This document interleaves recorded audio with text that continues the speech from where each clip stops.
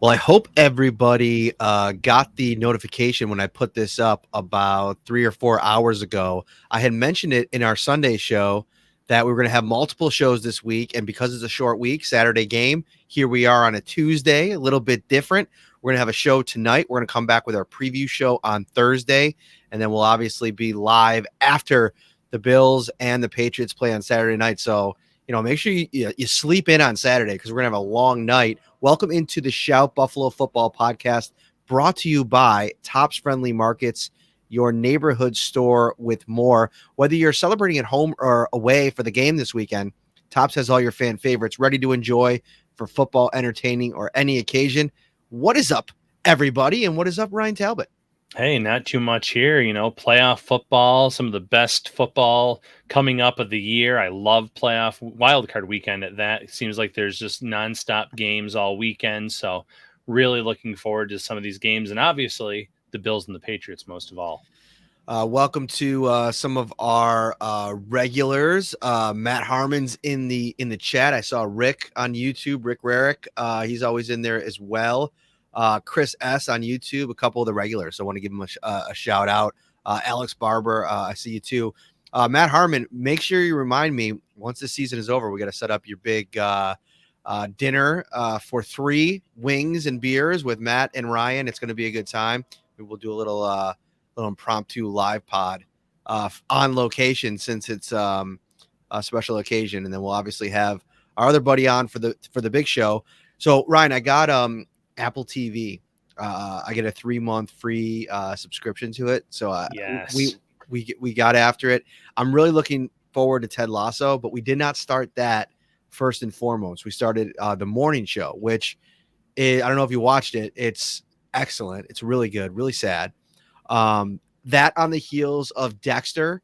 I'm not gonna give any spoilers away. Obviously, the new season of Dexter, the season finale just happened, and it was quite the 2 shows back to back to watch with what's going on in both. So I need a little bit of a pick me up. Is Ted Lasso like a pick me up or no, or is it going to have some emotional things going on as well? No. Ted Lasso, there's some emotional things in it, but it's a pick-me-up. That is the show you need to watch, Matt. You will love it. You'll burn through those first 2 seasons like no one's business. Definitely my favorite show on TV or Apple TV right now. I've heard good things about the morning show, but I haven't actually watched it. Great cast, though, for sure. Oh, yeah. I'm surprised you haven't gotten on that with Steve Carell, but that's why I brought it up. And then, yeah. We're going to get into some Bills too. Don't worry. This is not just going to be a TV show update. I almost wanted to tell you that before we went on and we didn't get to it. And so that's why I'm bringing it up now. And sometimes it's good to just have a little off the cuff conversation. All right. Bills versus Patriots, the rubber match. We got a chance to talk to Sean McDermott, Josh Allen, Jordan Poyer, Mitch Morse, and Stephon Diggs today. It was a full, the gauntlet of interviews, a lot of good stuff to come out of there. We'll go over some of it tonight, but I wanted to start off with the topic, that I think everybody's been talking about the last couple of days. Weather has been something that, the Bills, have experienced pretty much every home game this season outside of maybe the Washington game, which was kind of nice. I mean, it's been, some type of element that they've been dealing with. And, it was the win game about a month ago against the Patriots. There was some snow and cold against the Atlanta Falcons. Well, a couple weeks ago, this one is going to be potentially, by the time this thing is over, Ryan, sub-freezing, sub-zero temperatures. It is going to be cold. What do you think? Let's start off with, what do you think the biggest challenge for the Bills is in a game like this? Because it's going to be freezing. Well, I think the biggest thing is ball security. I think when it gets cold, the ball gets a little slipperier. I think it's going to be harder to hold on to. I think, if you see some opposing players go for the peanut punch, you could see some balls on the ground, and that goes for both teams. So this is not just Bills centric by any stretch of the imagination. I think ball security is going to be the number one issue here. But I actually think the weather, based on this initial forecast, Matt, really benefits the Bills because Mac Jones has never come close to playing in a game that's going to be close to 0 degrees. Josh Allen's played in some pretty cold games. As long as there's not 50, 55, 60 mile an hour wind gusts, I think this first initial forecast does benefit Buffalo. And, speaking of guys that are comfortable in this weather, Josh Allen obviously at Wyoming. He's been in Buffalo a few years now. Stephon Diggs is used to it from his time in Minnesota. He said today that, a cold day in Buffalo has nothing on how cold it gets Hmm. in Minnesota when sometimes, 10 degrees, 20 degrees below zero. You see that a couple times every winter in Minnesota. For Stephon Diggs, this is kind of old hat. He said he'll be fine playing in the cold weather. It's cold. It stinks. Like, it's funny. I remember when training camp was opening up or was closing out. We were getting into the season. We got about 3-4 weeks in the season. Emmanuel Sanders had a couple 2-touchdown games, and then the calendar started to turn and the weather started to turn. And I remember both of those guys getting the hoodies on real early in the process. And for Sanders, who's obviously played in New Orleans, I know Denver's cold, but I feel like Denver's a little bit more of a manageable cold. It's definitely going to be something that I think opens up some eyes on Saturday. I keep saying Sunday. It's just going to be really cold. In addition to your point, one of the things that I asked Sean McDermott about today was not only ball security, because Josh Allen has fumbled 9 times total this season. 7 of those have come at home. Now he's only lost 2 of them, but 7 fumbles. I mean, that's something that, it's definitely going to be something that comes into play. But I asked Sean McDermott, all right, ball security is important. Obviously, we kind of bang that drum all the time. What about securing catches? Because that was a big issue a couple weeks ago against Atlanta. And he said, yeah, it's very important. When the weather is this cold, it's really hard on the pass catchers. And to Josh Allen's point, he talked about it a little bit as well, on both sides of things. It's going to be tough on Mac Jones and his guys. It's going to be tough on Josh Allen and his guys. It comes down to just making the play. And I think maybe the fact that they did have that cold game, although it was about 25 degrees a couple of weeks ago against Atlanta, it's a big difference than 0. That's going to be something, because I feel like over the course of the last couple of weeks, there's been, or losses, I should say, there's been some drop issues. I mean, Dawson Knox had it a little bit. I think it was in the first Patriots game when it was real windy, had some drop issues. Gabriel Davis looked a little bit banged up on Sunday. He had a couple drops, 3 according to Pro Football Focus. That's something that, to me, nothing impacts this offense more than penalties, which I feel like they've figured out a little bit, but those mistakes that stunt drives, they need to kind of keep the foot on the gas pedal and the pressure on this Patriots defense, which in turn keeps it on Mac Jones in that offense. Yeah, I agree completely with that, Matt. You raise a lot of great points there.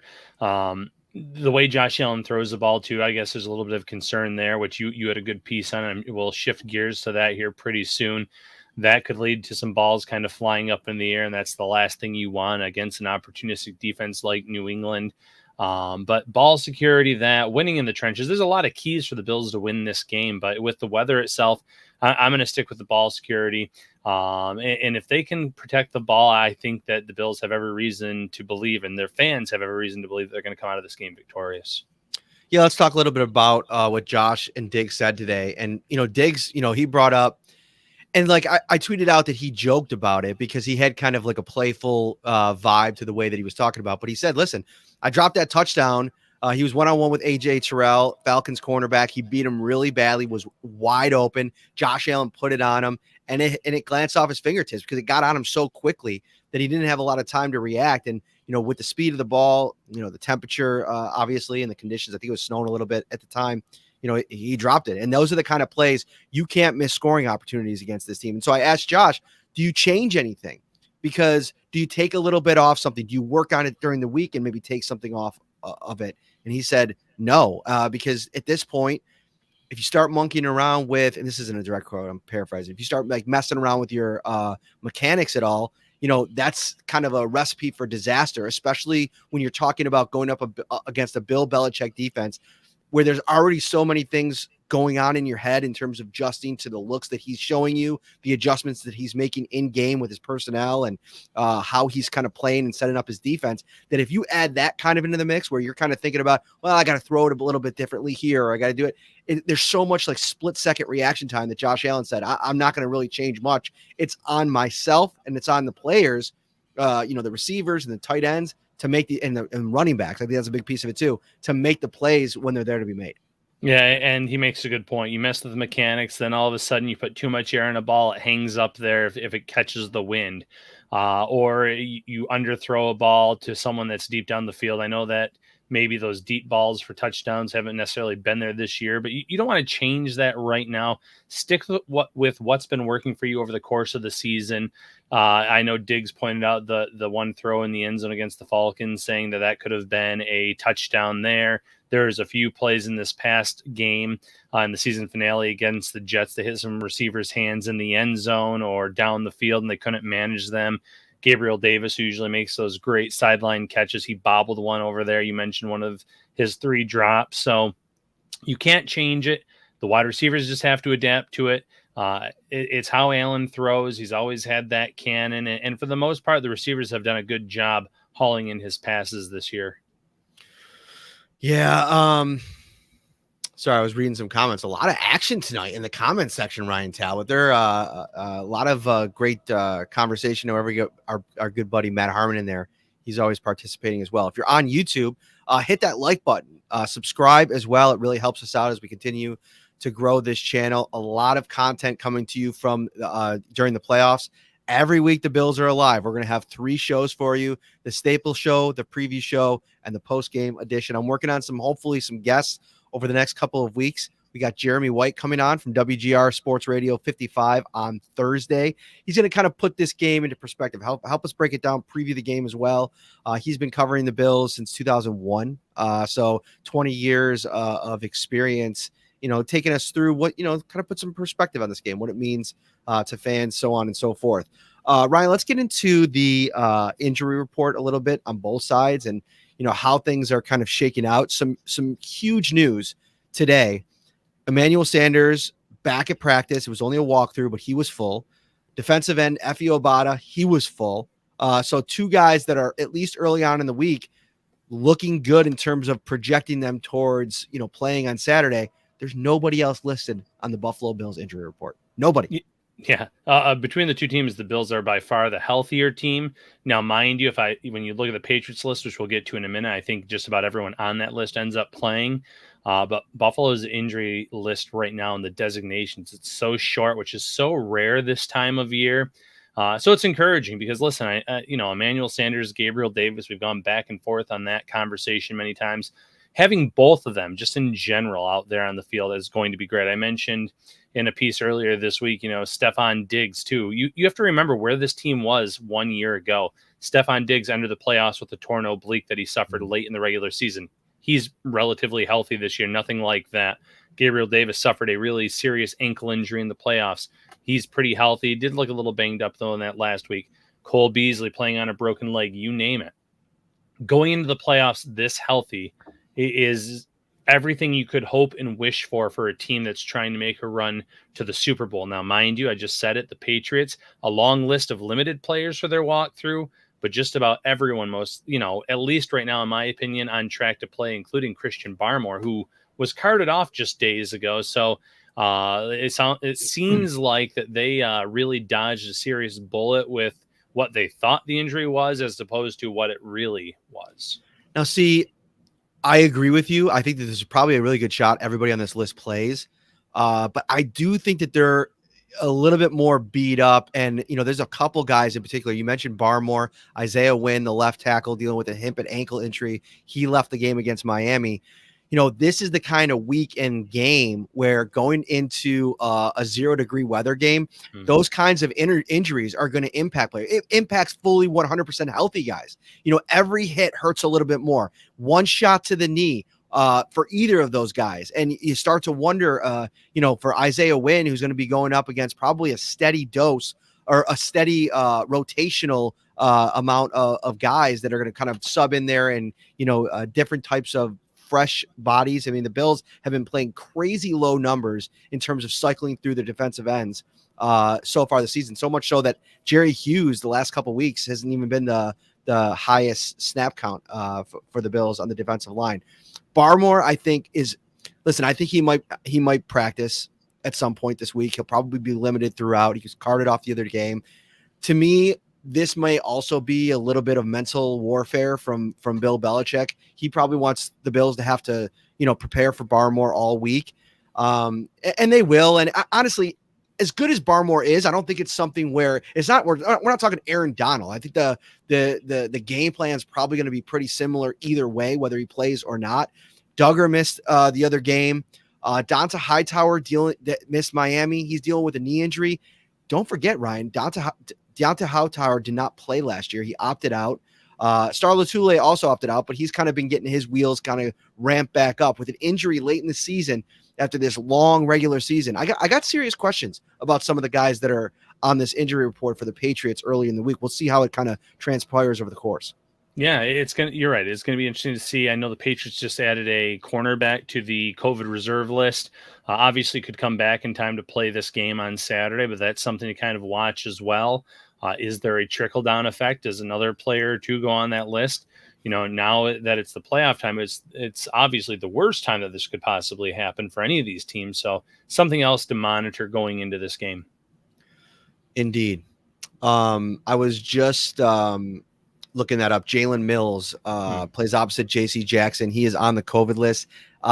Unknown whether or not he's vaccinated. If he's unvaccinated, that's a mandatory 5 days. He'll miss the game. If he's vaxxed, he's got a chance to come back. But as we've seen with all of these things, it really doesn't matter at this point. There's just as good a chance if you're vaccinated, I feel like, to miss those 5 days, depending on how quickly you're able to bounce back. Long story short, there's no guarantee to it kind of either way. So we'll have to kind of play the wait and see game. I think it's Joe Juwan Williams is the backup. He's played a little bit against the Bills over the last couple of seasons.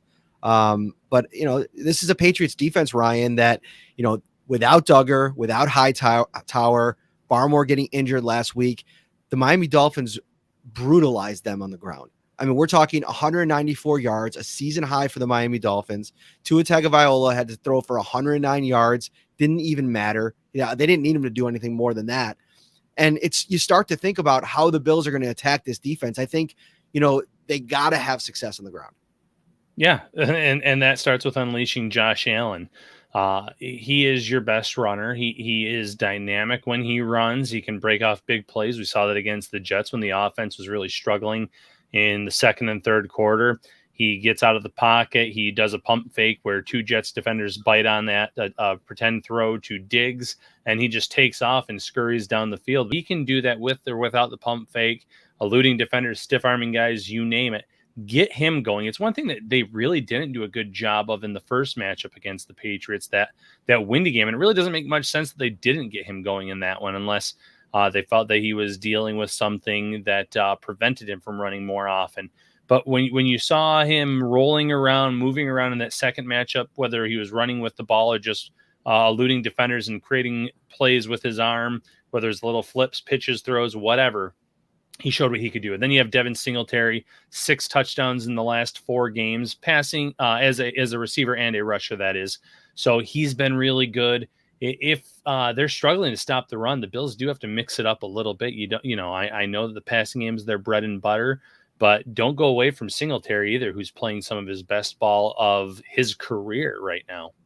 Yeah, I think Singletary ends up getting 15 to 20 carries in this game, but if he ends up landing at around 12 to 14, I could see this being a little bit more of a Zach Moss kind of game. To want to get him kind of involved, let him kind of run the ball downhill, get a little bit physical. It's going to be cold.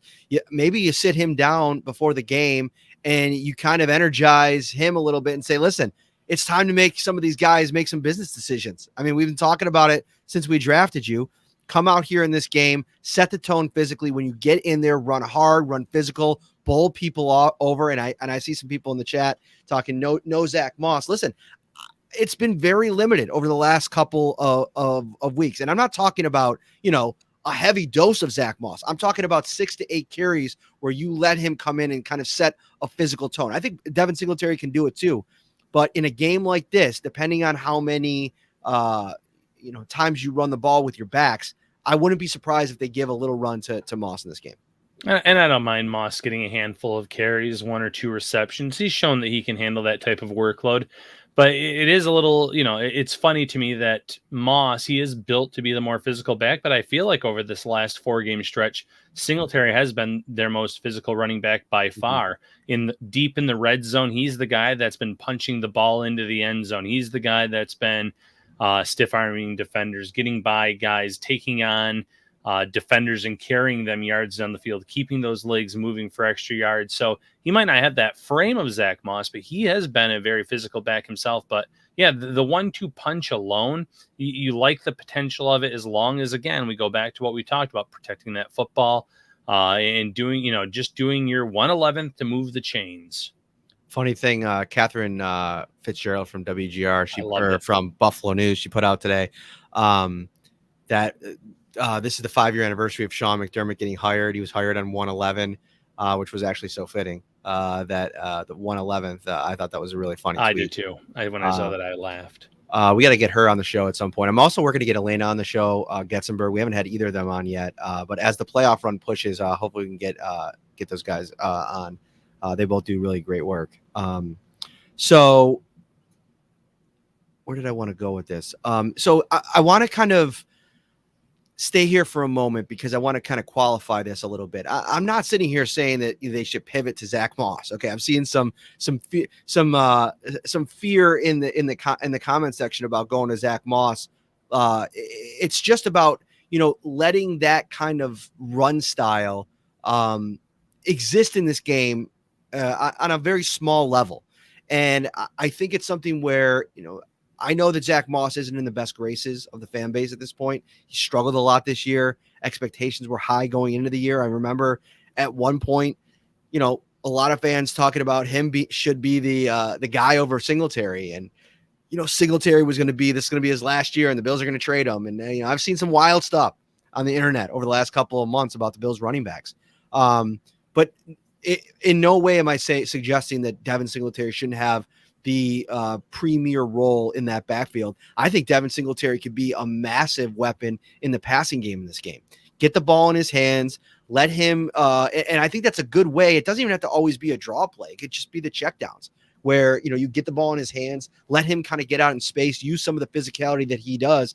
He had one run. I was looking at some of the bets. We were talking about sports gambling in New York, now legal. Everybody's downloading the apps, and people were talking about it in the press box. And I told Tim Graham before the game from The Athletic, I said, one thing that I really like, I should have tweeted it out for people, is I love Devin Singletary over 13.5 receiving yards in this game. And lo and behold, Ryan Talbot, the first grab of the game goes for 16, 17 yards. He hits it on the very first one. He can be a really dynamic weapon in the passing game in this game, especially if the Patriots want to dial up some blitzes, try to get after Josh Allen a little bit more in this game. It could be kind of a situation where you kind of get him going in that short to intermediate area and let him do some damage. Yeah, shout out to my brother Eric. He is a very savvy bettor. He did a parlay with Singletary, Josh Allen, and Diggs, and they all came in and hit for him. Wow. So, yeah, with betting now legal in New York State, I think a lot of Bills fans are going to be checking those the different odds and the over-unders, everything in terms of all these games coming up, NFL, NBA, you name it. It's a good time to be a New York State resident, finally, when it comes to that online gambling and betting.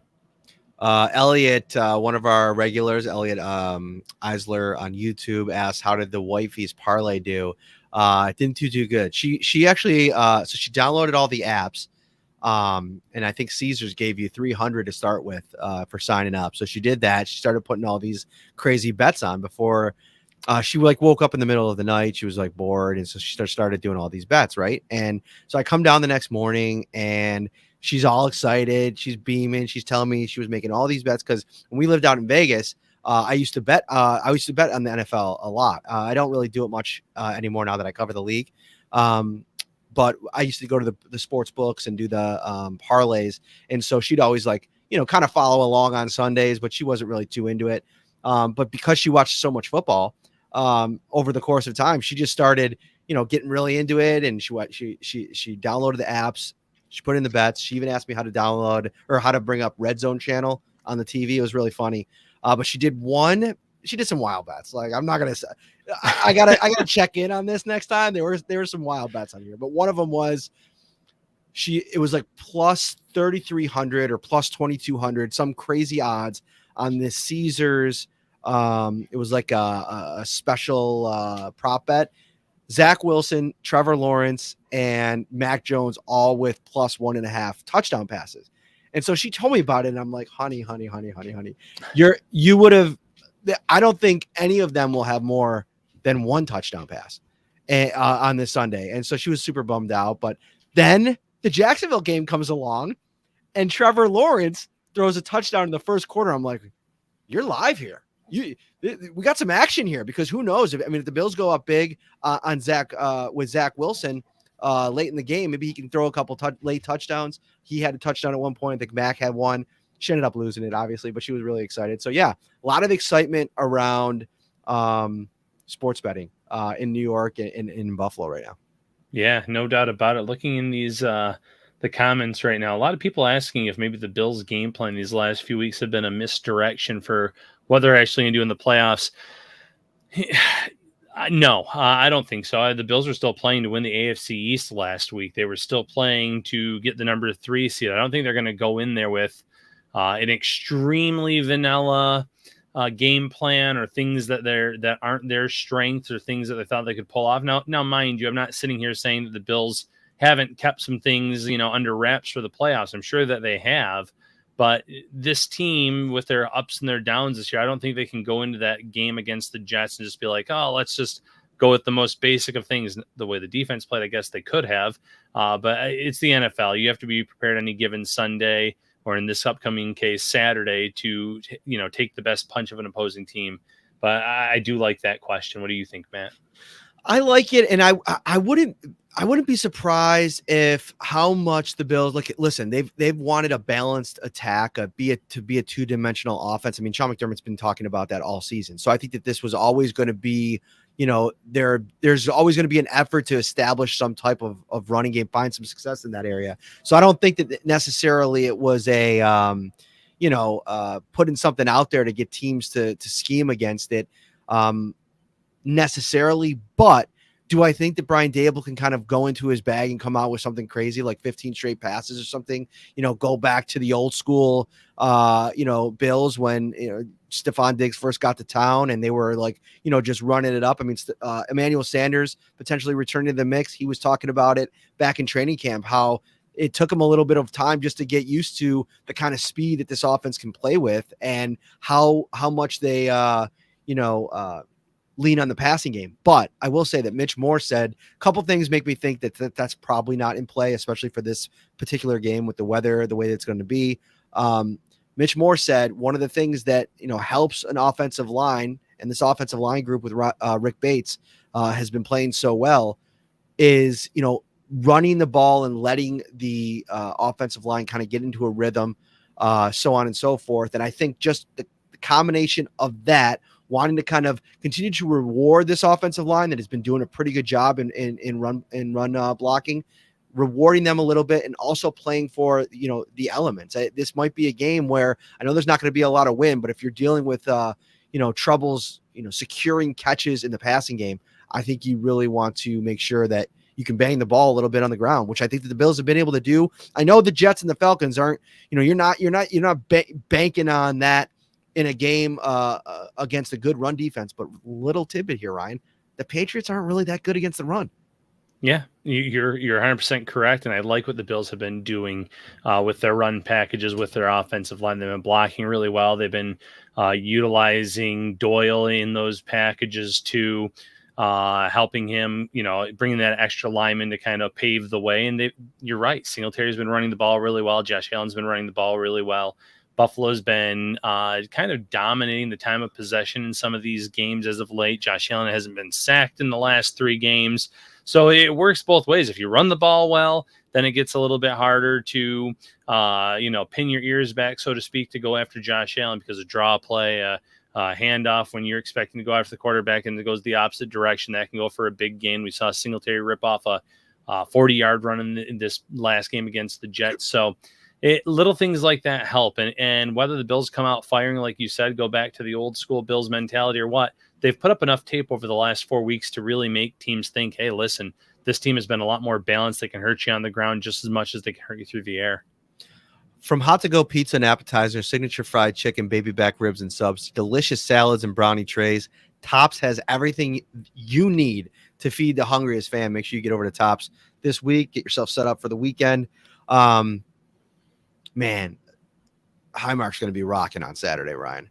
I didn't really think about this too much going into the season because fans have been back in full all year long. But this is going to be the first time that there has been a full house for a playoff game in Orchard Park this century. Yeah. I feel like, listen, if the Bills didn't need a new stadium before Saturday, they're going to need one after Saturday because I feel like the foundational bedrock of that stadium is going to be absolutely shaken with the noise that they're going to make. And there's an added element to this because they're going up against Mac Jones, the rookie quarterback, and they want to make it as chaotic and hectic and crazy for him as they can make it. And speaking of Mac Jones, you put up a story just now, didn't you? Yeah, I'll get to that one second. Just real quick on the stadium. Just remember how loud it was last year in those home games, and there was 6,000 fans in attendance. The stadium was shaking on that Taron Johnson pick six. The stadium was rocking when they batted down the Hail Mary against the Colts. So now imagine that at full capacity, and you're right, it's going to be very special for those fans in attendance. But yeah, shifting gears over to Mac Jones. He has gone from golden boy in Boston to do we have the right guy within a matter of about 4 weeks. So I put up a story on the site right before we went live here where NBC Sports Boston put out a poll today, said that if Mac Jones struggles on Saturday against the Bills, should they put Brian Hoyer in for a few series, which just absolutely blows my mind, Matt. This is not a case of having some dynamic backup or a proven backup. This is not Mitch Trubisky. It's not a guy like even Marcus Mariota, who's had some level of success. It's not the 49ers where maybe you want to go with the young guy in some looks like a Trey Lance. And not saying that they would in any of these cases. You're talking about Brian Hoyer, whose best days as a quarterback are so far gone that I don't see how that would help the Patriots. But I think that in the media's head, one, Mac Jones has lost 3 of his last 4 starts. They absolutely came out flat, Matt, after their bye week. They have not looked good, minus beating up on Jacksonville for 1 week. And 2, I think they're starting to realize that if the defense isn't clicking, if the run game's not on fire, Jones is limited in terms of what he can do. Brian Hoyer has started 2 games in the last 4 seasons. I feel like if that's the quarterback that you're leaning on to come into Buffalo against this defense and have some success offensively, I just don't think that that's going to happen. I think you ride with Mac Jones. Obviously, I think it was kind of a funny poll, but that second half for Mac Jones has created unrest in Boston and New England, and with the way that this team was it seemed like they were kind of slowly returning to, what fans there have expected and come to know for 2 decades. And then all of a sudden you have a home game against the Bills for the division basically in December, and you just get absolutely outplayed in all 3 phases of the game. And Mac Jones looked terrible. He threw 2 interceptions, and I know there were all the jokes about, Mac Jones only having to throw it 3 times 3 weeks prior to that. But now the joke seems to be on the Patriots and Patriot fans as, Mac Jones. I think that this is a really bad spot for him against this defense. Listen, this isn't something where, in 3 weeks, you can gain enough experience to somehow be more ready for the test the next time around against this secondary. And the problem for the Patriots is the one guy that I think that they have that's an actual weapon, Hunter Henry. There's so few weapons around him that it's easier for the Bills to take him out of the game. Between him and Jonnu Smith the first time around, and I had to block a lot of Patriots fans after this tweet went out because they were not happy about it. 1 catch for 9 yards between the 2 of them, 0 touchdowns. To combine this season, their cap hit is about $12.5 million. That's a lot of money for basically no production. And so, this is a situation where if you had some receivers to maybe take some of the pressure off the tight ends, I like Jacoby Myers, but he's not a one. I like Kendrick Bourne. He's had a nice little season. He's not a one. And Nelson Aguilar wasn't available in the first game. I think he could play in this game, but he hasn't been the same guy that he was with the downfield passing acumen that Derek Carr had and what that did for Aguilar's game in Las Vegas last season. So with all that said, that to me is where the confidence for the Bills, if all else fails, that's where I feel like the Bills will control this game in terms of what they can do to Mac Jones. Yeah, absolutely. And I've already mentioned it before. Grew up in Jacksonville, played at Alabama. Coldest college game was, I think, 30 degrees or in the 30s at kickoff. The last time he played in Buffalo, I know it was the wind gusts, but that was set up to be his coldest game of his career. And that was still about 30 at kickoff in that game, 20 something. We're talking 0 or below 0, and it's going to feel below 0 in this game. We don't know what that's going to look like for Mac Jones. Is he going to be able to keep the ball in his hands? Is it going to slip out for him? Is he going to have ball security issues? The accuracy, the throwing the ball, even in that short intermediate field, which is his bread and butter.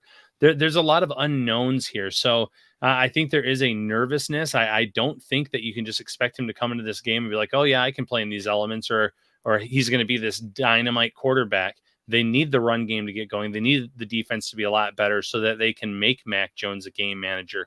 If the Bills come out and they score some points early, this could, snowball quickly on New England. I'm not predicting a blowout by any stretch of the imagination, but there's a lot of questions about Mac Jones. And, I said in the article, there's no polls coming up between now and Saturday from Buffalo media asking if Josh Allen should get benched. There's not going to be any polls in Kansas City about Mahomes, Green Bay when they play about Rodgers.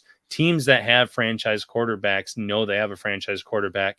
Right now, the Patriots don't know what they have in rookie Mac Jones. Mm-hmm. The Bills, bottom line for me, they have more ways to win.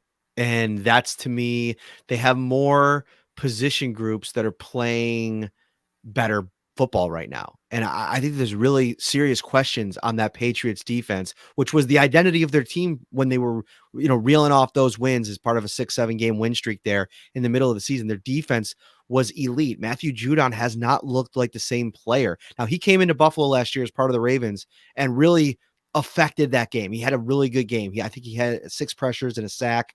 Really good story out of New England. Matthew Fairburn, we had him on the show about a month ago. He put up 23 thoughts, went into some deep analytical numbers. And one of them was, Matthew Judon's performance against the Bills last year. And, the Patriots need that. But even with that last year, it didn't matter because of what the Bills defense was able to do to neutralize Lamar Jackson. And I feel like Lamar Jackson's an NFL MVP. Mac Jones is a rookie quarterback that's been struggling over the course of the last 5 weeks. So, that's where it is. Before we get to, I want to talk about Shaq Lawson. I know there's been a lot of comments in there, kind of update you on where that situation is. But one thing I put out a tweet this morning. I was watching the Pats game against Miami. I was kind of rolling through some other games and doing some research. And I said that for me, the position group that has to play the best for the Bills is the defensive line. And listen, like I think you can make an argument for a bunch of groups. For number 2 for me was the receivers, and it came down to making catches, not having any drops. I feel like if the Bills have 0 drops in this game, they're going to be in a really good spot to win. But the defensive line more so because of twofold. Number 1, pressuring Mac Jones, which is so important, but maybe even more important, setting the tone physically in the run game. You have Star Lotulelei back available. He didn't play the first time around. Afi Obata probably going to play. Vernon Butler probably going to play. Vernon Butler's been playing pretty well the last couple of weeks. They didn't play the first go around. So you have all of your horses up front. You have to play like the defensive line has played the last 4 weeks, 19 sacks. Great stat in here from one of our viewers over on YouTube. In the last 4 games, I know a lot of it's been against lesser opponents, but you got to affect the game. You got to put pressure. You got to hit Mac Jones. You got to make him feel uncomfortable, which is probably to lead to mistakes. Yeah, I think that's a great choice. I think that is the top choice. If I were to pick one, I might even go linebacker. They need to be physical up front, help support that defensive line when it's Damian Harris or Ramondre Stevenson or Brandon Bolden running the ball. They need to be good in that area. And then, Edmonds has to do what he does best and clog up the middle of the field so the Hunter Henrys and the Jonnu Smiths don't get those big plays and big catches in the passing game, because we know that Mac Jones is not a guy that traditionally slings it downfield. I don't think that this is the game where you're going to start seeing that either. Based on the conditions, maybe he'll prove me wrong on that. But clog up the middle of that field, make life difficult for Jones and that Patriots offense, and get them off the field, and then let the offense do their thing. Obviously, Josh Allen being the most important player overall in this game. But since we said position group, I didn't just want to pick up one specific player. Mm-hmm. We're rolling along here. We're probably gonna go about 45-ish tonight. We'll be back on Thursday, like I mentioned, with Jeremy White from WGR 550. Excited to have him on. It's been a while. I think we had him on last season. At one point, he does great work over on Howard, over on GR with Howard Simon. We both go on their show all the time. Great hosts on the local radio station. Get him on and bring some fun conversation to you guys. But let's get into the Shaq Lawson situation, where we're at. Trainwreck Sports today with a little scoopage. We'll see where it kind of plays out, how it lands. They reported that there's been an agreement between Shaq Lawson and the Bills on a deal pending, COVID tests and physical and so on and so forth. I have it from a league source, as I can kind of corroborate Sal Capaccio's report, that there is no deal in place as of 2 hours ago.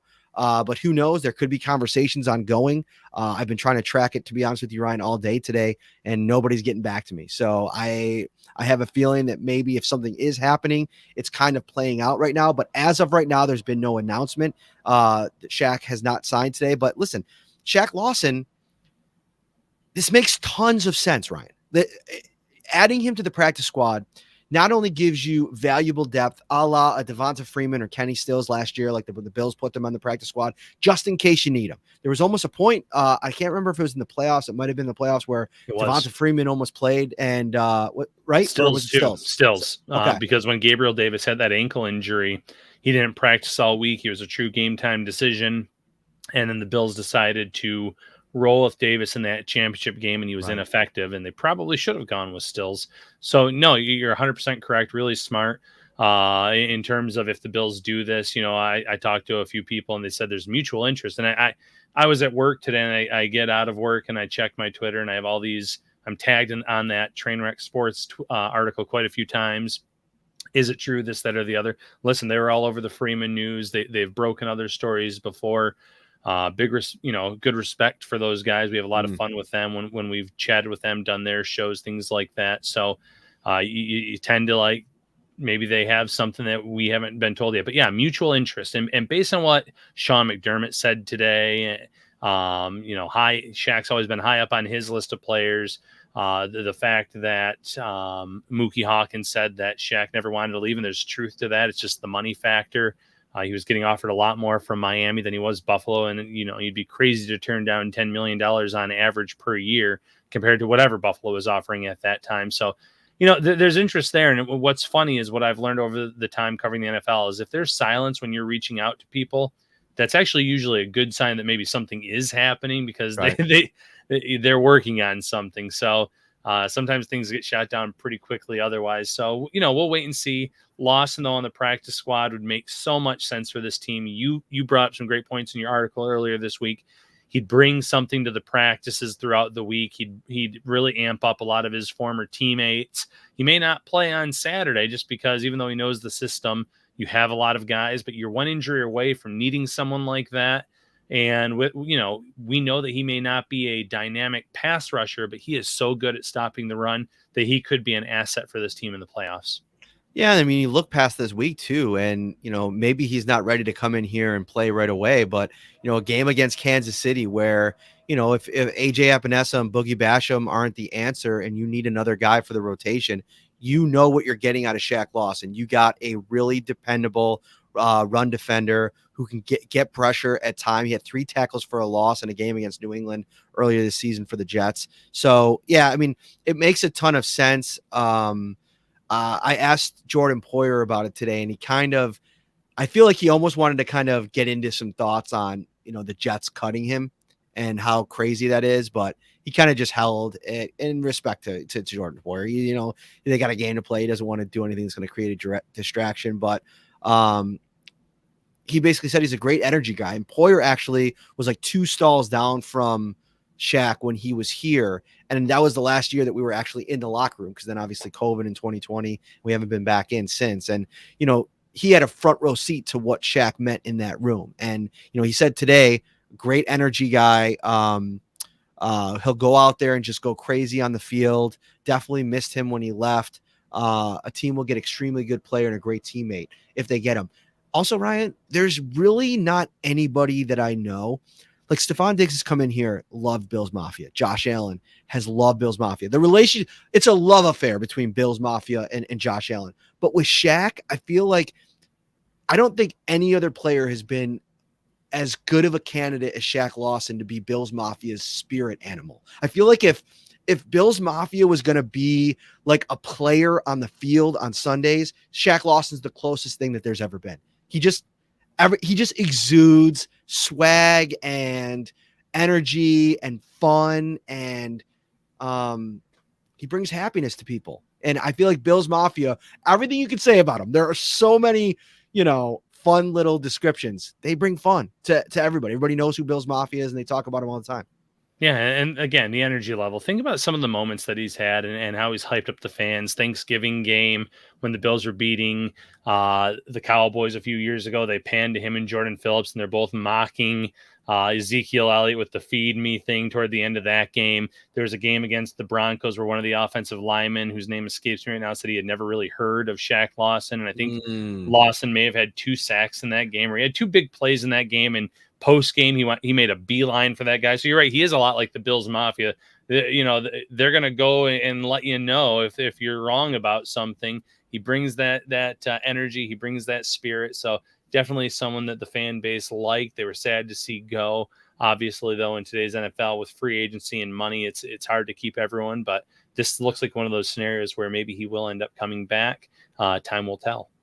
Yeah, and Mike Danger on Rochester radio today, he brought up a good point, asked me about it. I think this could be a situation where you get Shaq back in the building, you can get him back on a pretty affordable deal next year, and maybe he's your replacement for Mario Addison, Jerry Hughes, or both. Somebody that, I think isn't always what we're hoping for, like you mentioned, as a pass rusher, but really well-rounded defensive end. And I don't think that limits you from going out there and going after somebody else too. But we'll track the Shaq story throughout the week. Even if he does get signed, I have a feeling they've already put in the plan for New England, and I'd be surprised if it was a situation where they can get him back before that.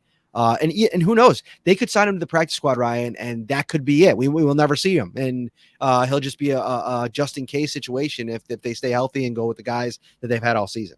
Yeah, absolutely. But again, during that time on the practice squad, you're going to get a good feel for what he brings to this team, the chemistry, the makeup. There's a lot of younger guys that weren't on this team when he was here the last time.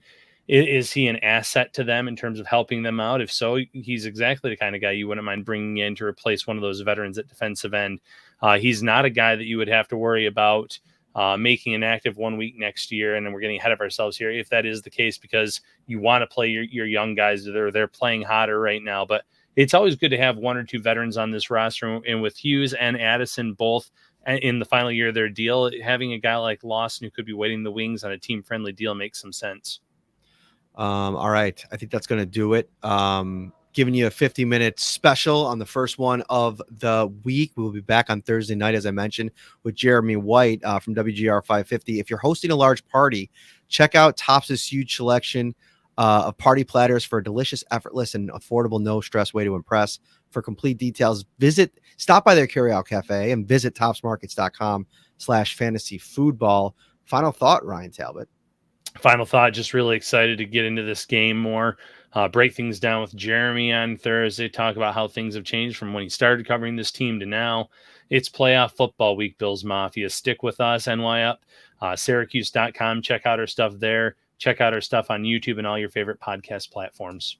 Do we introduce the Mafia to Chris Baker on Saturday? I think he's coming up to cover the hope show. Our new editor. I know you guys all met Steve Carlick. I think we gotta get Chris Baker on the show. I think on Saturday if he sticks around for that. We'll see. You know, we go late. We go real late. I gotta see his plans. I don't want to put the cart before the horse here. Hit that like button, subscribe as well before you get out of here. We'll be back Thursday, 8 p.m. special time. We're gonna go a little bit later. I got a Channel 4 preview show that I got to do beforehand till 7:30. Come home. We'll do the show here. Have a good one, everyone.